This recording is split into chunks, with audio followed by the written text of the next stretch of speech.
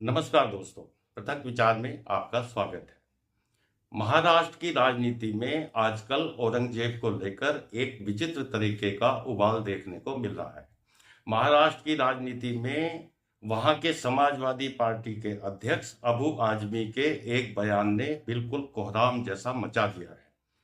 कोई व्यक्ति, आप सोचिए, जो एक पार्टी का प्रदेश अध्यक्ष हो और चार चार बार विधायक रहा हो, वो व्यक्ति यदि औरंगजेब जैसे क्रूर शासक के शान में कसीदे काढ़ता है, तो इस बात को आखिर कौन राष्ट्रवादी हजम कर सकता है। लेकिन ऐसा हुआ है। आप देखिए कि अबू आजमी ने कहा कि औरंगजेब ने कोई मंदिर नहीं तोड़े, औरंगजेब कोई क्रूर शासक नहीं था, जबकि ये बात जग जाहिर है कि औरंगजेब जैसा क्रूर शासक भारत के इतिहास में दूसरा हुआ है तो वही मुगल में कोई तैमूरलंग या शाहजहां जैसे लोग हुए हैं। आप देखिए कि कितनी ढिलाई के साथ ये व्यक्ति औरंगजेब की शान में कसीदे काढ़ रहा है, और ये काढ़ रहा है कसीदे, तो इसकी मानसिकता को समझा जा सकता है। इनके दिमाग में तो शुरू से ही मुगल शासकों के लिए जो प्रेम ठूस ठूस कर भरा गया है, तो ये तो उसी का नतीजा है। और इनकी फितरत भी यही है कि ये मुगल शासकों को कभी भी बुरा नहीं कहते, और ये मुगल शासकों की शान में हमेशा ही तरह तरह तरह के कसीदे काढ़ते ही रहते हैं। लेकिन ताज्जुब होता है उन नेताओं को देखकर जो किसी भी गलत बयान का समर्थन आंख मूंद कर करते हैं। अब आप देखिए कि इसके इस निकृष्ट बयान के साथ समाजवादी पार्टी के छोटे से बड़े नेता का आप बयानबाजी करना देखिए। अखिलेश यादव ने ट्वीट कर लिखा कि सच्चाई को दबाया नहीं जा सकता। हाँ, ये बात तो बिल्कुल सच है, सच्चाई को दबाया नहीं जा सकता। लेकिन ये भी सच है कि सच्चाई को ना सिर्फ दबाया गया है, बल्कि सच्चाई को छुपाया भी गया है। सच्चाई ये है कि औरंगजेब एक बेहद क्रूर शासक था। सच्चाई ये है कि औरंगजेब ने 46 लाख से अधिक हिंदुओं का नरसंहार किया था। सच्चाई ये है कि औरंगजेब ने हजारों हिंदू मंदिरों को तोड़ा था। सच्चाई ये है कि हिंदुओं पर तरह तरह के टैक्स औरंगजेब ने लगाए थे। ये सच है कि जजिया कर औरंगजेब वसूलता था। ये सच है कि होली दिवाली जैसे त्योहारों तक पर औरंगजेब ने बैन लगा दिया था। ये सच है कि जहां भी वह अपनी यात्राओं पर निकलता था, रास्ते में पड़ने वाले सारे मंदिरों को वो ध्वस्त करता जाता था। ये सच है कि ये वही औरंगजेब था जिसने हिंदू मंदिरों को तोड़ने के बाद उनकी मूर्तियों को मस्जिदों की सीढ़ियों में चुनवाया था। ये वही औरंगजेब था जिससे कोई भी राष्ट्रवादी देशभक्त कभी प्रेम नहीं कर सकता। औरंगजेब भारत के इतिहास पर एक बेहद काला धब्बा है। उसकी तारीफ करने वाला आदमी कोई मानसिक विक्षिप्त ही हो सकता है, और ये बात साबित कर दी है समाजवादी पार्टी के नेताओं ने और इनके महाराष्ट्र के नेता अबू आजमी ने। अब आप देखिए कि औरंगजेब जैसे निकृष्ट और क्रूर शासक को आखिर हीरो बनाया क्यों गया? इनके असली इतिहास को छुपाने की क्या मजबूरी रही? आखिर क्यों इस देश के इतिहास को जवाहरलाल नेहरू के समय दोबारा लिखा गया और उसमें सारे के सारे तथ्य छुपाए गए? तो इसका कारण मुझे ये लगता है कि आप याद कीजिए कि भारत का बंटवारा धर्म के आधार पर हुआ था। मोहम्मद अली जिन्ना और दूसरे मुस्लिम नेताओं का साफ कहना था कि हिंदू और मुसलमान दो विपरीत संस्कृतियां हैं जो कभी भी साथ नहीं रह सकती। लेकिन बंटवारे के समय इस देश के साथ नेहरू और उनके साथ के दूसरे नेताओं ने बेईमानी की।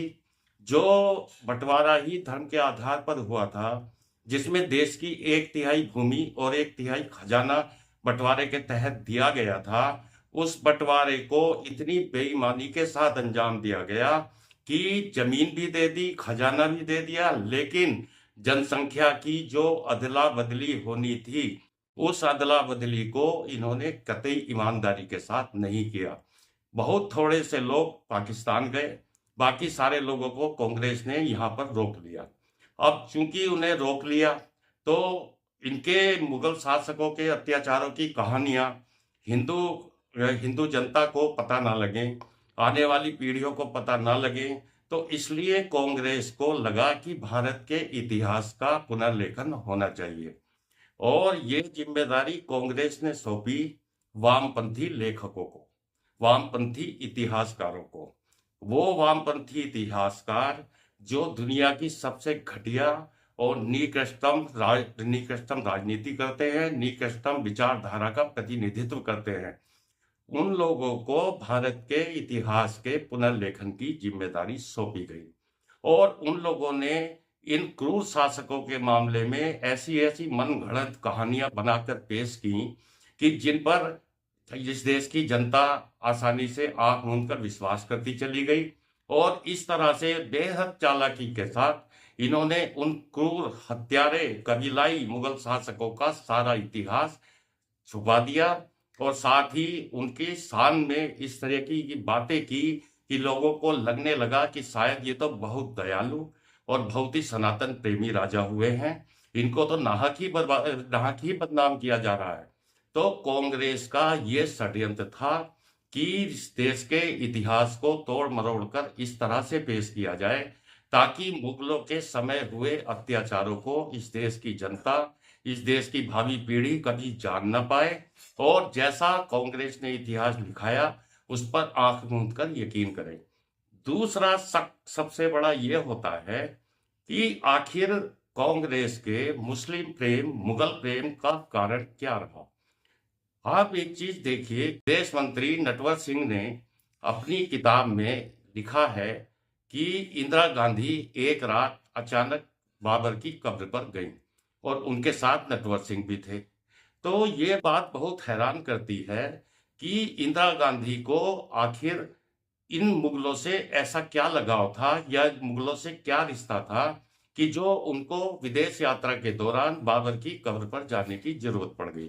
इस चीज का इन्वेस्टिगेशन तो किसी सरकार ने किया नहीं और धीरे धीरे यह बात आई गई हो गई। लेकिन नटवर सिंह ने जिस तरफ इशारा किया था वो बात बहुत गंभीर थी। यदि उसकी गहराई में जाया जाता तो शायद कुछ ऐसे राज पता चल सकते थे जो इस देश के सामने कभी आए ही नहीं हैं।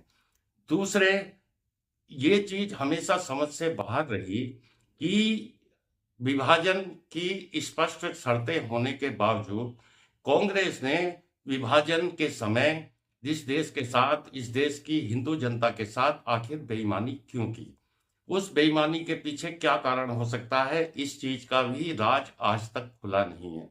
यदि सरकार ईमानदारी के साथ उस समय बंटवारे का पालन करती, उस समय की शर्तों का पालन करती, 100% जनसंख्या की अदला बदली जो कि पहली शर्त थी, यदि उसका पालन किया गया होता तो आज इस देश का माहौल कैसा होता आप उसकी कल्पना ही कर सकते हैं। मुझे लगता है कि अब समय आ गया है कि औरंगजेब ही नहीं बल्कि जितने भी मुगल शासक हुए हैं इन सबका इतिहास क्रमबद्ध तरीके से देश की जनता के सामने दोबारा से लाया जाए।